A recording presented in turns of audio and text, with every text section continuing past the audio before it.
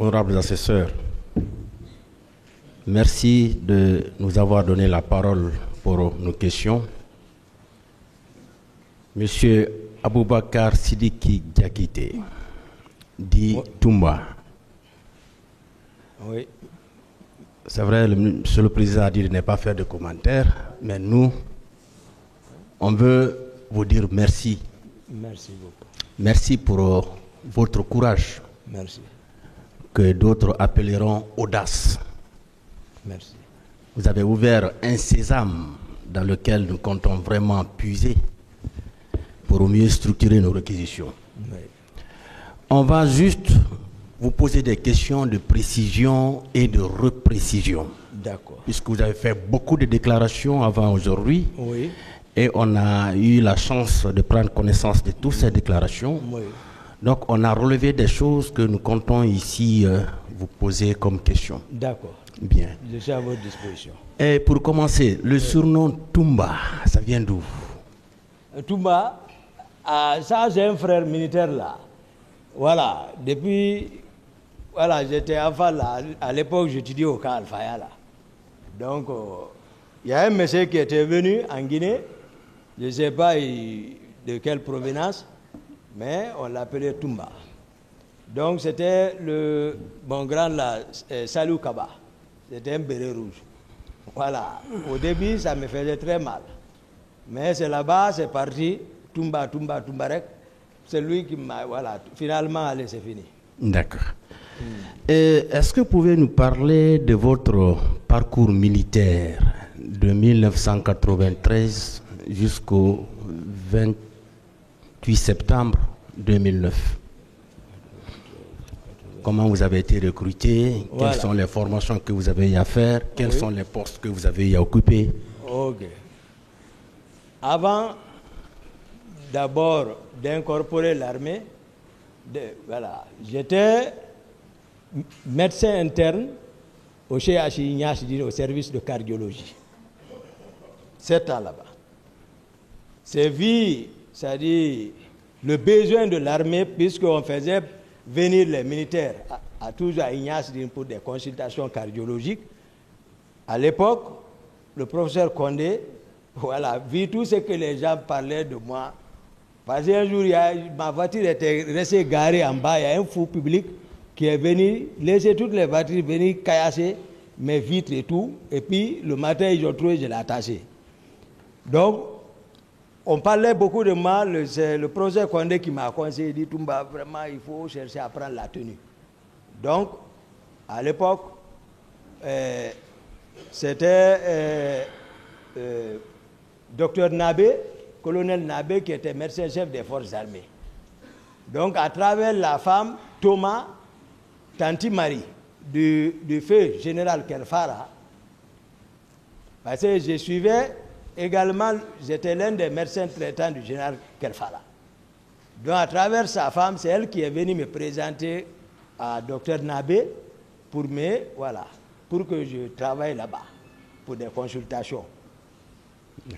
Donc, je suis travaillé là-bas, c'est là-bas que j'étais, et général Souma, c'est dans mes mains, il est décédé.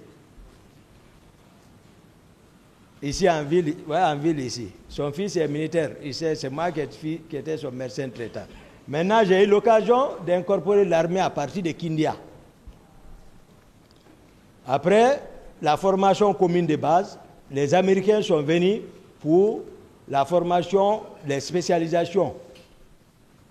C'est-à-dire en embuscade et en raid. Donc, on a fait cette formation aussi avec les Américains. On a été diplômés. Après, ils nous ont basés à Soronconi. Là, la direction m'a nommé comme médecin-chef. Maintenant, lors des attaques rebelles le long de nos frontières en forêt, on m'a détaché comme médecin-chef du détachement des Rangers à la 4e région militaire.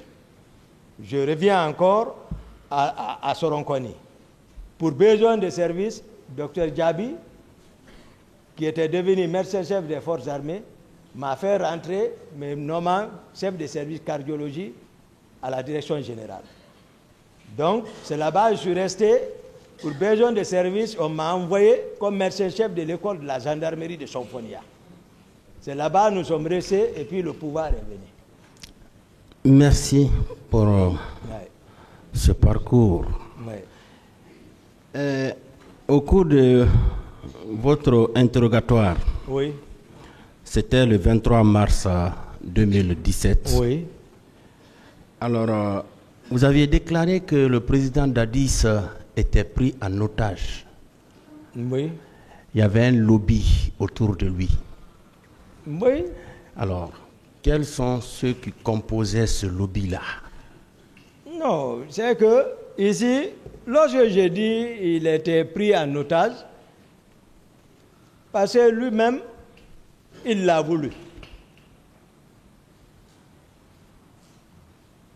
Les Tegoro étaient là. D'accord. Les Théodore étaient là. Les Makambo étaient là. Les Georges étaient là. Et d'autres. Donc, finalement, nous, on était mis à l'écart. D'accord. Est-ce que Marcel était réellement votre adjoint? Non. Marcel Guilabogui. Marcel, c'est-à-dire Marcel lui-même, c'est-à-dire lui, il faisait ce qu'il voulait, parce qu'il n'a pas de fonction. C'est-à-dire, la manière dont nous sommes arrivés au pouvoir, lui, il se sert de ça. Et puis, tel qu'il dit, c'est mon oncle, donc, lui, il est là, personne ne le contrôle, il n'y a pas un nez sur lui, il n'y a pas d'où sur lui, lui, il protège le pouvoir. En même temps, contrôler Toumba. D'accord. Vous voyez, donc, il n'a aucun acte officiel, le nommant à quelque poste que ça soit. Il agissait par effet. Bien. Est-ce que vous avez toujours accepté cette appellation, qu'on Toumba. lui dise adjoint de Toumba? Vous avez toujours accepté ça? Non, non, non. Il n'est pas mon adjoint parce que dans aucun pays du monde, il y a un adjoint à un aide de camp. Il n'y en a pas. D'accord. Un aide de camp, c'est un aide de camp, c'est fini. Il n'y a pas d'adjoint pour ça. D'accord. C'est par méconnaissance, parce que le niveau des uns et les autres. Ils ne savent pas, est-ce que Dadis m'a donné instruction de faire ça? Pourquoi Dadis ne les donnait pas? Parce que peut-être c'est compte tenu du niveau. Il y a tout ça. Voilà. Bien. Marcel, est-ce qu'il avait beaucoup d'hommes à sa disposition? Oui, et Marcel avait beaucoup d'hommes. Parce qu'il a son salon. Il avait environ combien de véhicules? Marcel pouvait bouger avec 3 véhicules. 3 véhicules. Oui. D'accord. Parfois c'est 4. D'accord. 3, 4. D'accord. Ça c'est vrai, je sais. Toujours à la page 4 de votre procès verbal, Oui. vous avez déclaré que chaque membre du lobby, c'est-à-dire des gens qui étaient autour du président Dadis, Oui. alors chaque membre avait reçu l'ordre de ce dernier, c'est-à-dire du président Dadis, d'aller recruter des milliers de jeunes gens Oui. pour renforcer la garde présidentielle, contrairement à la procédure de recrutement normal dans l'armée. Oui. Alors, ces jeunes recrues avaient été acheminés au camp Kalea, Forêt-Caria, Oui. commandé par le colonel Jean-Louis, vous l'avez déjà dit, où elles ont été formées, ces jeunes recrues donc, ont été formées par des instructeurs israéliens, Oui. sous financement de Benny Stemez, Oui. homme d'affaires franco-israélien, Oui. à qui on avait cédé les blocs 1 et 2 de Simandou. Oui. Vous confirmez tout ça? Oui, je confirme. Merci Ils sont bien. ici, non, qu'à démentir. Mais c'était ça, les instructeurs israéliens venaient. Merci beaucoup. Moi, j'apprenais, c'est-à-dire, moi, j'étais surveillé, mais je surveillais aussi. D'accord. C'est pourquoi on a dit c'est des questions de précision et de reprécision. Ah oui? Nous allons juste revenir sur ces passages-là parce que ces passages-là existent dans vos déclarations. Aussi, à la page 5 du même procès verbal, vous avez affirmé qu'à la veille de votre départ pour l'AB, c'est-à-dire le 25 décembre 2009, vous avez été surpris de remarquer la présence d'un important contingent de ces jeunes gens à la présidence et Makambo vous a dit qu'il s'y trouvait sur ordre du président Dadis. Oui, ça c'est au vu de tout le monde, c'est pas caché. D'accord. Ah, ça, c'est devant tout le monde. Et Oui, j'ai voulu leur... Parce que moi, j'ai l'horreur de la pagaille. Ils savent, je n'aime pas la pagaille au sein de la présidence. Si je suis là-bas, j'aime le calme. Quand je suis venu les trouver, je voulais les vider. C'est en ce moment qu'ils sont venus m'informer que non, c'est sur ordre du président pour leur faire venir là-bas. D'accord. Bon, moi, je sais. Il sait, même quand il m'a instruit, une fois, lui était gros, pour déloger le régiment qui occupait un bâtiment, qu'il voulait faire un travail là-bas. Demandez-le si j'ai exécuté. J'ai dit seulement ordre reçu, je vais le faire. D'accord. Mais je ne l'ai pas fait. Bien. La veille des manifestations, le 27, Oui. est-ce que vous étiez au courant de la tenue d'une réunion au camp Alpha Yaya Diallo? Non, ça c'est suite, j'ai su ça à travers les déclarations de Sidia qui disait qu'à 2h du matin, Tibou l'a appelé et qui a passé le numéro à Dadis. C'est là-bas, moi j'ai compris. Bien, est-ce qu'une réunion s'était effectivement tenue? Non, sauf à travers leurs explications, j'ai déduit comme ça. J'ai dit certainement, parce que puis moi, l'audition que j'ai lu, Pivi a dit que c'est devant lui, Dadis a instruit Tibro. Donc je me dis, donc c'est eux qui étaient là-bas. D'accord. Mais moi j'étais chez moi. Bien, est-ce que à cette veille-là, vous étiez au courant qu'une manifestation devrait être organisée au stade du 28 septembre? Non, il y avait les rumeurs. Il y avait les rumeurs quand même. Et formellement, vous n'étiez pas informé? Même bien avant de partir, hein. Même avant de partir, il y avait les rumeurs. Mais c'est ça, Tebro englobait les services spéciaux encore. Les renseignements étaient avec eux. Bien. Moi, c'est lui qui m'a informé, c'était le commissaire Kamis. Mais si lui s'arrête devant Dadis, Dadis le sache même. Je ne sais pas ce qui est entré. Dadis ne l'aime pas. D'accord. Commissaire Kamis. Bien. Et au petit matin, ce 28 septembre, est-ce que Georges vous a effectivement dit qu'ils avaient envoyé des hommes au stade pour infiltrer les manifestants? Ça, je l'ai entendu au téléphone, dans ma chambre. Ils étaient arrêtés, Marcel est arrêté, les Macambos sont arrêtés, et ils posaient leur... D'abord, c'est de l'indiscipline parce qu'ils ne connaissent pas, c'est-à-dire l'hierarchie. Ils oublient qu'ils ne peuvent pas m'entraîner dans quoi que ce soit. C'est pour cela que je les ai dit, dégagez. Laissez la gendarmerie, la police. Ils sont sortis fâchés. Mais le président, je ne sais pas ce qu'ils sont allés, mais néanmoins, il les a dit de m'appeler. C'est en ce moment Marcel est venu que le président m'appelle. D'accord. Voilà, c'est comme ça. Moi, maintenant, en ce moment, moi, depuis 10 heures, la veille, avant la veille, j'ai quitté le président, sauf voilà, à cette heure. Moi, c'est lui. Et ce petit matin du 28 septembre, vous avez vu un président Dadis surexcité. Vous-même, vous connaissez le président quand même. Il était énervé. C'est-à-dire, maintenant, il faut le regretter. Le pouvoir est dans la rue. Il faut le mater. Et ça aussi, c'est sérieux. D'accord. Ça, c'est sérieux. Hein? D'accord. Ouais, c'est comme ça. Ouais. C'est sérieux quand il parle comme ça. Voilà. Et puisque un garde est venu vous dire que le président Dadis est sorti, finalement, où vous l'aviez retrouvé? Non, chez lui. Il n'était pas sorti? Il était sorti. Attendez, le commandant de Chalon va venir. Il va expliquer. Parce que quand moi je parle, ils vont dire peut-être qu'il y a autre chose. Oui, je veux savoir, est-ce que effectivement... Non, il n'est pas parti. Il est sorti dehors. Il est sorti. Il s'est embarqué dans son véhicule. Mais il n'était pas allé au stade. Voilà. Il était allé au stade. Voilà. Hein? Oui, j'ai expliqué ça. C'est-à-dire, il est sorti, c'est que le dispositif déjà est prêt. Maintenant, c'est le commandant là, grâce à son courage, parce que lui, il connaît, c'est lui qui a retiré la clé. Et il sait ce qu'il a réussi là-bas. D'accord.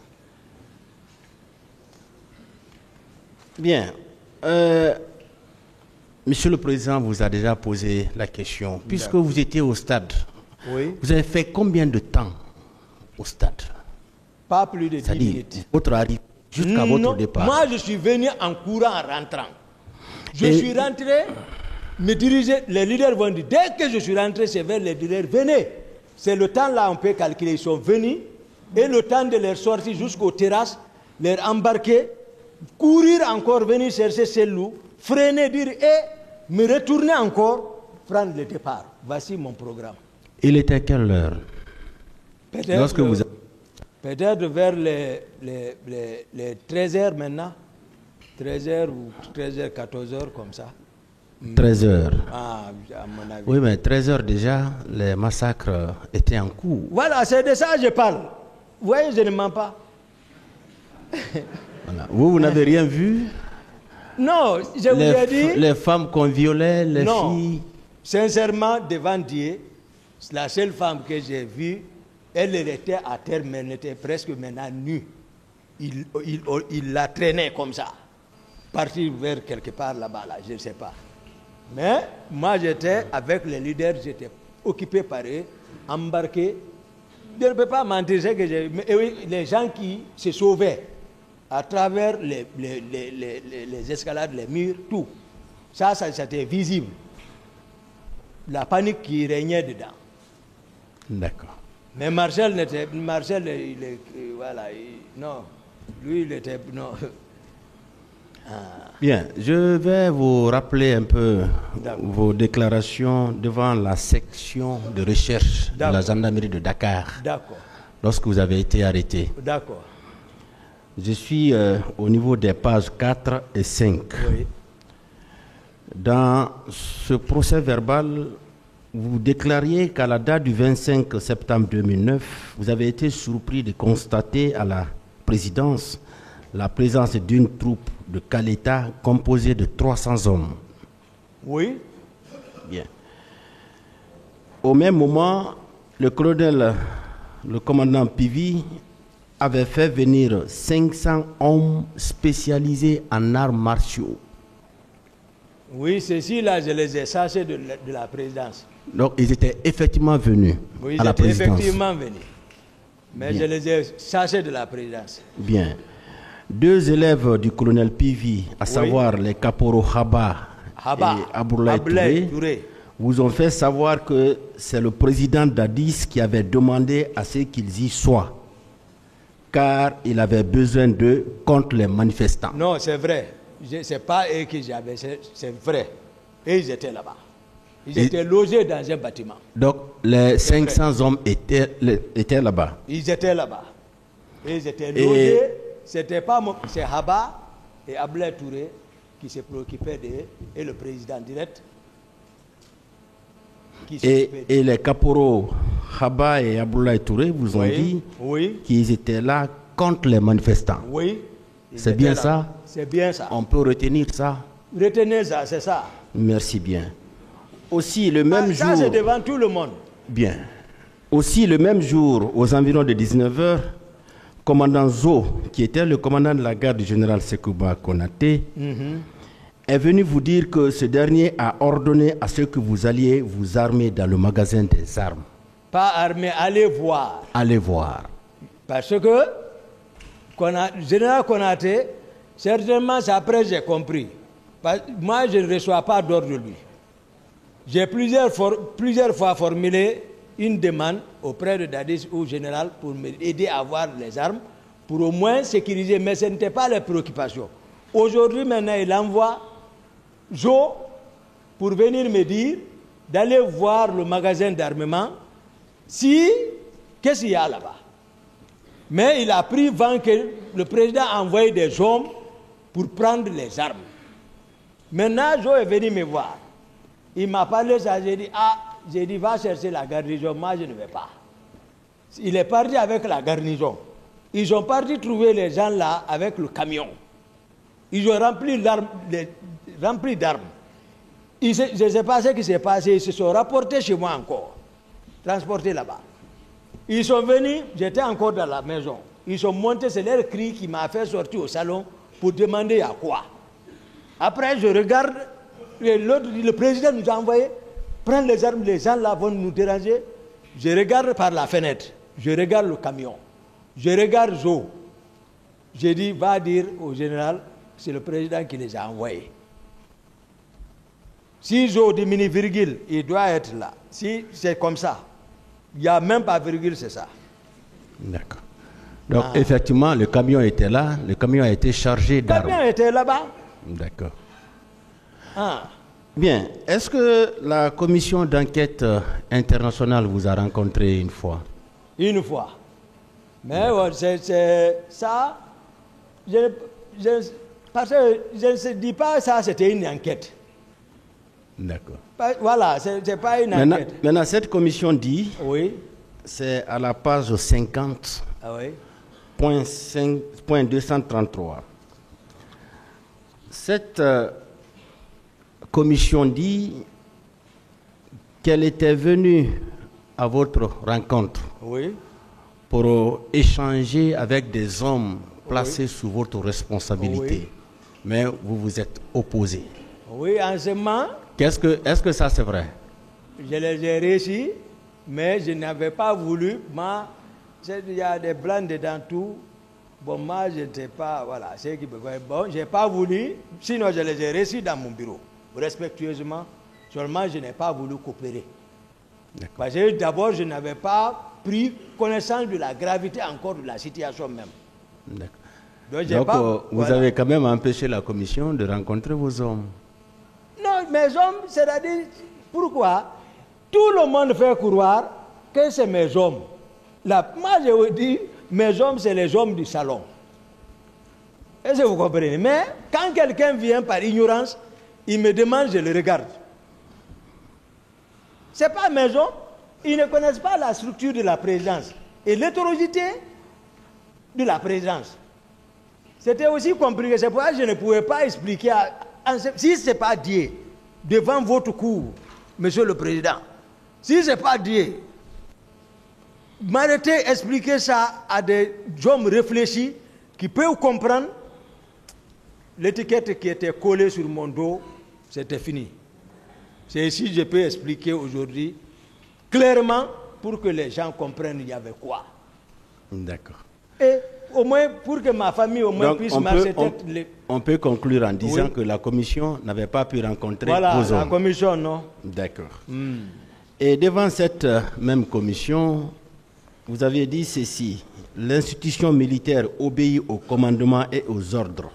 Oui. Et ne doit pas être traitée comme une institution civile. Les gens là, c'est des... Est-ce que vous avez dit ça? Non, ça c'est des hauts cadres. Certainement, ils ont formulé comme ça, mais je n'ai pas dit ça. Vous n'avez pas déclaré ça devant la commission? Bien. Après donc les événements du 28 septembre, est-ce que vous étiez au courant des travaux de réfection du stade?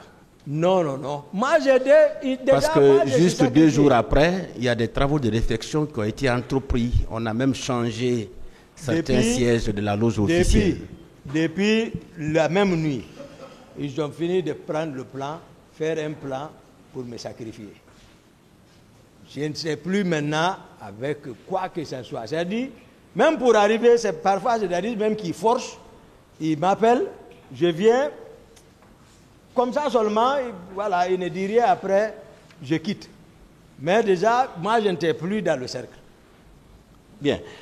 Alors, la même commission dit à la page 49, point 230,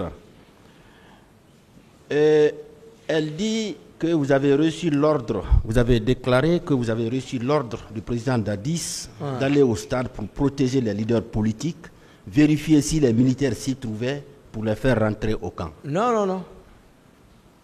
Vous n'avez jamais dit ça à la commission? Non, mais on n'a même pas causé de ces sujets-là. Même le président Dadis a dit qu'il ne va peut même retenir pas que le président Dadis ne vous a donné aucun ordre d'aller au stade? Lui-même, il l'a dit. D'accord. Dans son audition. On a même 3 minutes, je n'ai pas perdu avec lui dans sa chambre. Et certaines victimes qui étaient au stade déclarent que vous aviez dit devant tout le monde, personne n'y sortira vivant. Certaines victimes, peut-être elles vont venir ici, elles vont réitérer. Mais moi, je ne me souviens pas de ça, d'avoir dit ça, étant compte tenu du temps. Moi, je n'avais même pas le programme là. C'est Dieu seulement qui m'a... Moi-même, je me dis, c'est Dieu, tout ça, c'est Dieu qui m'a guidé. Je n'ai pas été au courant de tous leurs plans là. J'arrive au stade, je m'assois, je dis, mais qu'est-ce qui m'a poussé à aller vers les leaders là, les prendre, échouer des coups, donner des coups pour leur faire partie. Qu'est-ce qui m'a même orienté vers l'hôpital? Bien. Qui est Sankaran Kaba? Sankaran Kaba, on l'a décapité. C'était le deuxième chauffeur du président Dadis. Parce que moi, lui-même, on l'a acquis. Il était au stade? Non, je ne sais pas. D'accord. Non. Lui, c'est après l'événement de Koundara, quand je sortais le 8, au 8, je montais vers la route de Donka, j'ai vu le renfort quitter vers le camp Veni. J'ai garé, ils sont venus garer sous le pont. J'ai dit, donnez-moi mon arme. Ils m'ont donné mon arme, je suis parti vers eux. Il y a colonel, je crois que c'est colonel ou commandant Talamane. Actuellement, il est à Kindia. Lui, il a sauté pour tomber sur moi. Je suis sorti, je l'ai mis au respect, il s'est couché, pleuré là-bas. J'ai vu Sankaran là-bas pour la dernière fois. Il lui conduisait. Je l'ai vu, c'est eux qui étaient venus renfort. Donc, ils se sont dispersés là-bas. Ce qui a cherché sa tête. Dès qu'il est rentré à la présidence, le nommé Thomas, a pris coupe-coupe, il l'a décapité. Sankaran. Il a décapité Sankaran. D'accord. Ils l'ont tué là-bas devant tout le monde. Bien. Marcel Guilavogui a déclaré lors de son interrogatoire du 3 novembre 2010 qu'il y avait 120 hommes qui relevaient de votre compagnie. Vous confirmez? Voilà. Marcel, ils ont conceptionné tout ça. Hein? C'est la même preuve, c'est la preuve de ce qu'il est en train de manifester devant le peuple. C'est-à-dire, c'est eux qui ont fabriqué ça, pensant que je n'allais plus revenir. Maintenant, il est incapable d'expliquer ce que même lui-même il a fait. Donc, c'est des contre-vérités. Donc, ce n'est pas vrai. C'est pas... Où je vais enlever ça? Au total, donc, vous confiez combien de personnes? Au salon, il n'y a pas... C'est une section. Il y avait combien d'hommes? C'est-à-dire section 32 hommes au salon, qui se relaient. 32. Voilà. Oui. Donc, voilà. Le tout faisait 32 hommes. Voilà, dans le salon. Au lieu de 120. Lui ne connaît pas l'organisation de la présidence, il ne connaît pas. Il n'a qu'à venir expliquer. D'accord.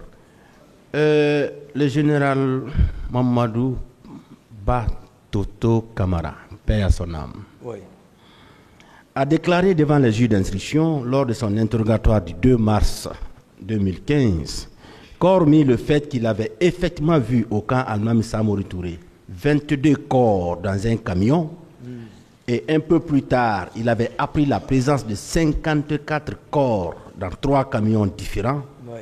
Vous, M. Toumba, vous faisiez partie, au même titre que le président Dadis, Claude Pivi, Aboulaye Chérif Diaby et Kebro, des hommes impliqués dans l'intervention des militaires contre les manifestants. Ah, d'accord. Qu'en dites-vous? Oui, d'accord. Lui, il a dit qu'il a vu les corps, mais il suppose que c'est nous qui avons tué ceci. C'est comme ça qu'il a dit. Non, que vous étiez impliqué dans l'intervention de l'armée au stade. Voilà. C'est une contre-vérité entre moi et Toto. Ouais, tout le monde sait. Il était au pouvoir, c'est moi qui l'ai enlevé là-bas. Donc, personne ne peut... Voilà, Toto ne peut pas m'aimer. D'accord. Ça, c'est clair. Donc, sa version n'est pas claire. D'accord. Bien. Également, M. Blaise Goumou, il est là, un des hommes du colonel Kebro.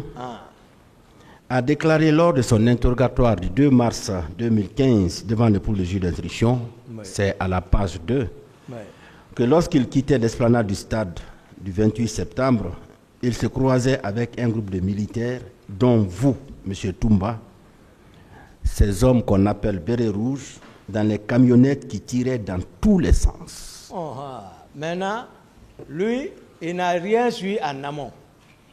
Maintenant, aujourd'hui, il est assis ici, c'est-à-dire, certainement à travers mes explications, il a compris. Lui qui parle, c'est le noyau central de toute la préparation là. Blaise. Parce que il est homme de Tegboro, non? Oui, et c'est un homme de Tegboro. Et si Tegboro a réussi l'ordre de partir au stade, c'est pas n'importe qui aussi qui l'a dit. Le ministre chargé de la sécurité présidentielle qui affirme que devant lui, le colonel Tegboro a reçu l'ordre pour partir au stade. Donc tous les hommes de Tegboro, il n'a qu'à expliquer ce qu'il cherchait là-bas lui-même. Au lieu de se préoccuper de Toumba. Toumba a expliqué clairement à la cour comment il est sorti. Et contrairement à ce qu'ils ont fabriqué derrière moi, je suis venu maintenant lui expliquer. Maintenant, il sait comment je suis sorti. Donc, ce qu'il dit là, c'est pas vrai. C'est pas vrai, c'est une controversie. Quel a été son rôle, Blaise, ce jour-là? Vous l'avez vu au stade? Non, moi je ne connais même pas Blaise. D'accord. Je ne connais pas Blaise. Moi, c'est leur nom. Dans l'affaire de Kaléa. D'accord. Est-ce que vous voyez? Oui. C'est leur nom, moi je connais. Parce que je les surveille. Quels sont ceux qui sont là-bas? Bienvenue là-bas. Lui, Pogomou. Blaise. Je connais, même bienvenue là-bas, je ne le connais pas. Même s'il s'arrête devant moi, je ne le connais pas. D'accord. Blaise là encore, je ne le connais pas. Hein? Lui, Pogomou, je ne le connais pas. Mais c'est eux qui sont au centre de Kaléa. Maintenant, je connais par contre Théodore. Je connais Gono Sangaré. Je connais Makambo. Je connais Georges. Ceci-là, je les connais. C'est eux l'affaire de Kaléa. D'accord. Également, le général Mathurin Bangoura a déclaré dans son interrogatoire du 24 juillet 2015 qu'il a appris, parce que lui, au moment des faits, il était en France, du 23 au 30 septembre 2009, qu'il a appris donc l'intervention des militaires au stade. Et il dit que les militaires qui sont intervenus au stade étaient dirigés par vous, Toumba. C'est ce qu'il déclare. Oh, il dit qu'il a appris. Il n'a pas la certitude. Oui. Oui, il n'a pas la certitude. Mathurin, c'est un grand. Oui. Et tu vois, c'est un grand respect qui est entre nous. Hein?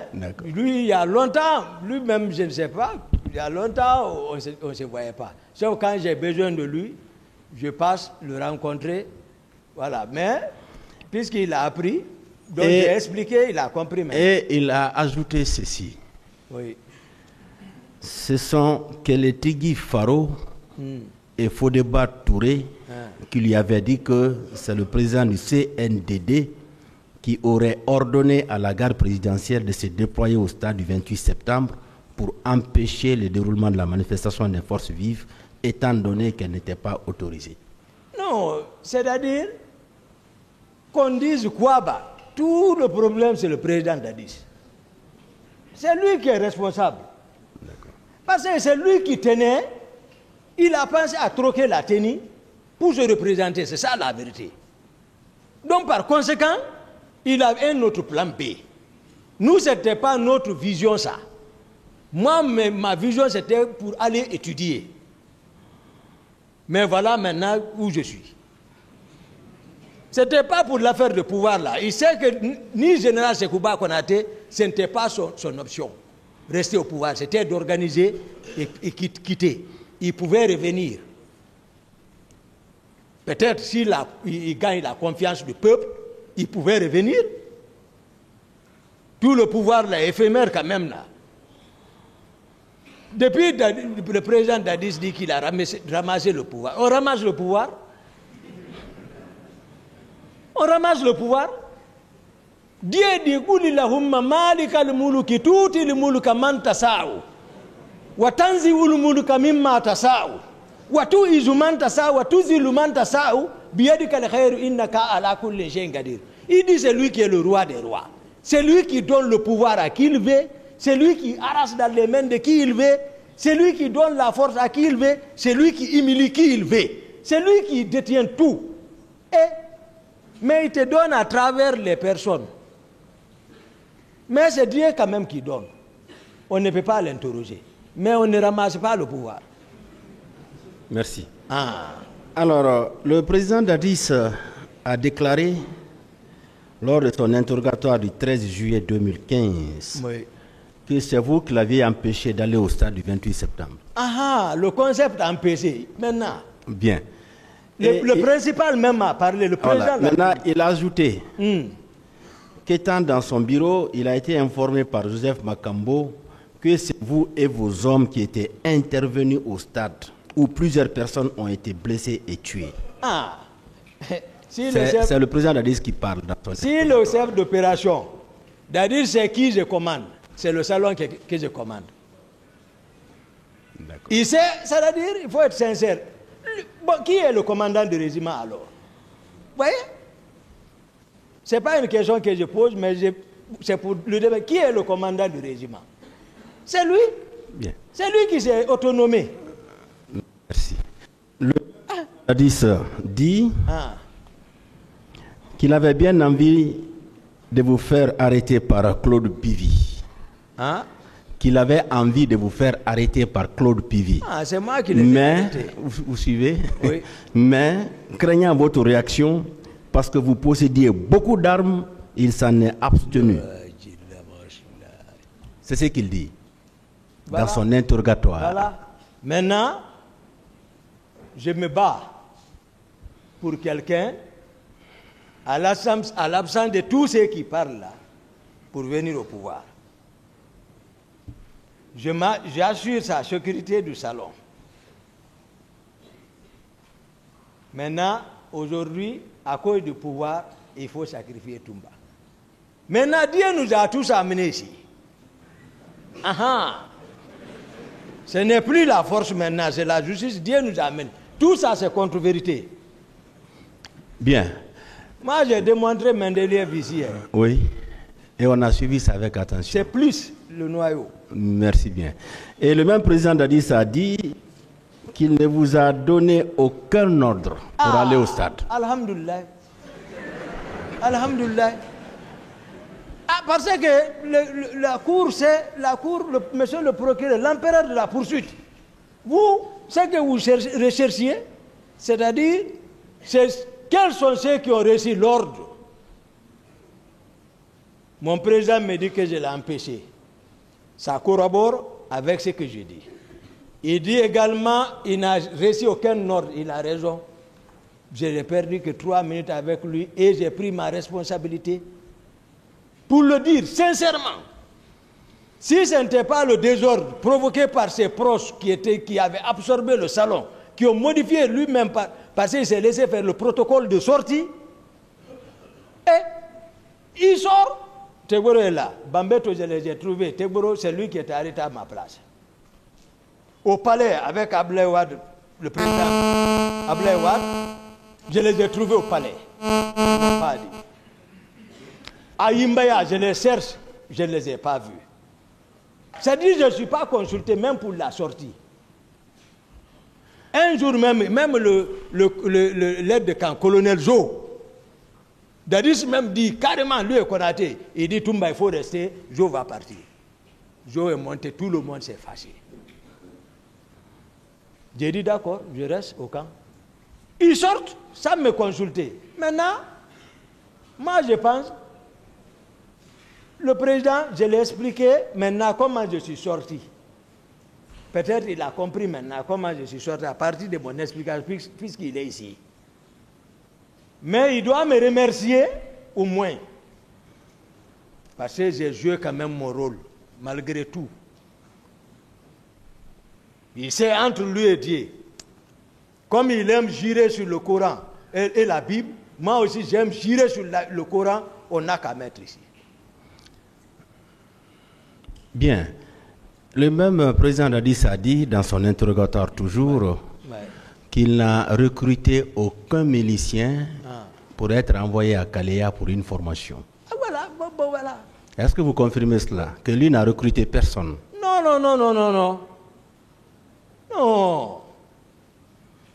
Tous les hommes proches sont partis dans leur région. C'est pourquoi j'ai dit ici, Pivi et Marseille, ils n'ont rien compris le pouvoir là. Ils n'avaient rien compris. Marseille, ils n'ont pas compris.